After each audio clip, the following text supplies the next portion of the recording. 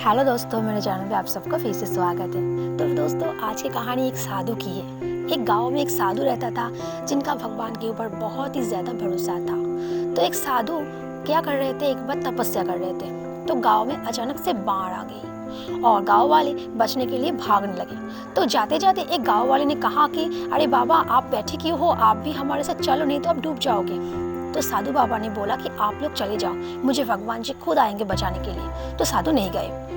अब दूसरे बार एक नाव आया तो साधु बाबा को देखा कि पानी उनके कमर तक आ गया। तो उन लोगों ने भी बोला साधु बाबा को जाने के लिए, लेकिन साधु बाबा ने फिर से मना कर दिया, बोला कि मुझे भगवान जी खुद आएंगे बचाने के लिए। तो नाव भी चला गया। अब तीसरी बार जबकि पानी साधु बाबा की सर तक आ गई, फिर भी एक हेलीकॉप्टर आ गया।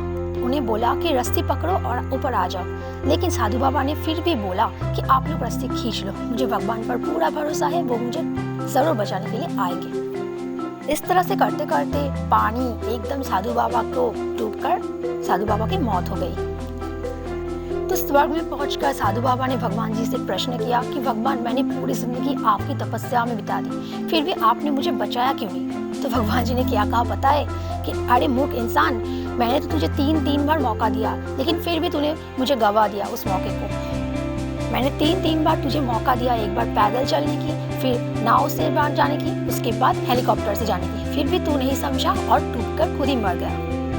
तो दोस्तों, इसी तरह से हमें कोई भी मौके को नहीं गंवाने चाहिए। ज़िंदगी हमें मौके देते ही रहते हैं, लेकिन हमें उस मौके को ना नहीं ठुकराना चाहिए। कुछ बड़ा हासिल करने के लिए आपको छोटे छोटे जो मौके मिलते हैं, उस मौके को कभी गंवाना नहीं चाहिए, नहीं तो आप भी इस साधु बाबा की तरह ही अपनी ज़िंदगी में नाकामयाब रहोगे।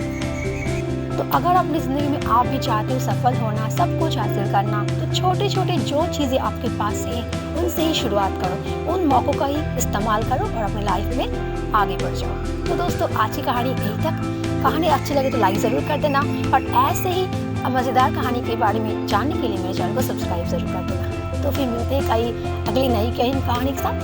तब तक के लिए अलविदा।